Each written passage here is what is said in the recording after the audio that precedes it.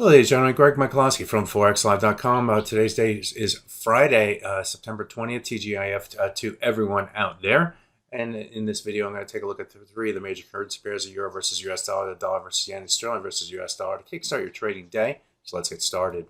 Well, this week we had the Federal Reserve cut rates by 50 basis points. The Bank of England and Bank of Japan decided to keep their rates unchanged. The most recent decision was made overnight with the Bank of Japan keeping rates unchanged. It was more of a dovish unchanged. Remember, the Bank of Japan is looking to raise rates after they kept rates unchanged, while other countries like the UK and like the US raised rates sharply over the last few years, and so that is a different dynamic by keeping rates unchanged after some modest hikes was considered more dovish, and we'll talk about that when we get to the price action of dollar yen. But we'll start off by taking a look at the euro versus US dollar first, and if we look at the daily chart to start off with, I want to focus on this 1.1184 level. If we go back in time, it started way back here. Now, we went above and below it through here, but then the last thing we did before the market moved to the downside was retest that old low right here before moving to the downside. We moved a little bit above it in, I guess this is last year in the month of July, and the market tried to stay above the level through here, but it couldn't and fell below that level and then started another move to the downside. In trading last month, we moved a little bit above that level, as you can see, but we did fail and the market rotated to the downside. And now we move back up toward that 1.1184 level in the month of September here, and we are finding some willing sellers near that level. So let's take a look at the hourly chart and see what that looks like in a closer view. And here's our 84 level right through here, and you can see in last month's trading, the market did try to move above that level and stay above that level, but it couldn't quite do it. We found willing sellers here after trying to find willing buyers through here. And then we had one last gasp up here that took the price just above that 84 level right here, but could not sustain the momentum, and then it was to the downside through here. In trading on Wednesday, after the FOMC rate decision, what did? We spiked to the upside, moved up in between this high right here and the 84 level, and then rotated to the downside. And trading here today, we've moved back up toward that level and found willing sellers just ahead of that level. So, this 84, 89-ish type level, and then we're going to look at the high price for the year at 112. All those levels come in play, but the 84 level goes back years, and so that seems to be a level that the market is certainly paying attention from both a longer term perspective. Those bigger macro viewers, traders.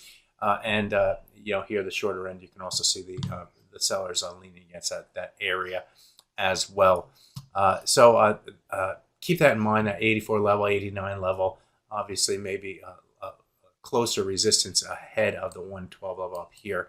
And if it is, then I'll look for rotation to the downside. Now on the downside, we do have the 100-hour moving average now moving into this yellow area. This yellow area is defined by a number of different swing levels through here.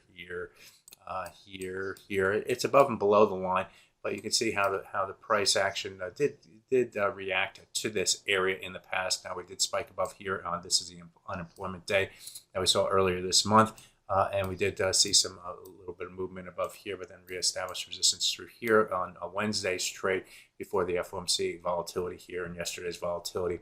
Also of interest is the 100-hour moving average. Did hold support right here in trading yesterday during the New York session and pushed back to the upside. So all this level is this area between 1.1131 and 1.11399 is going to be a level of importance on the downside going forward for the euro. So be aware of that. So up here between 84 and 90, down here between 31 and 40.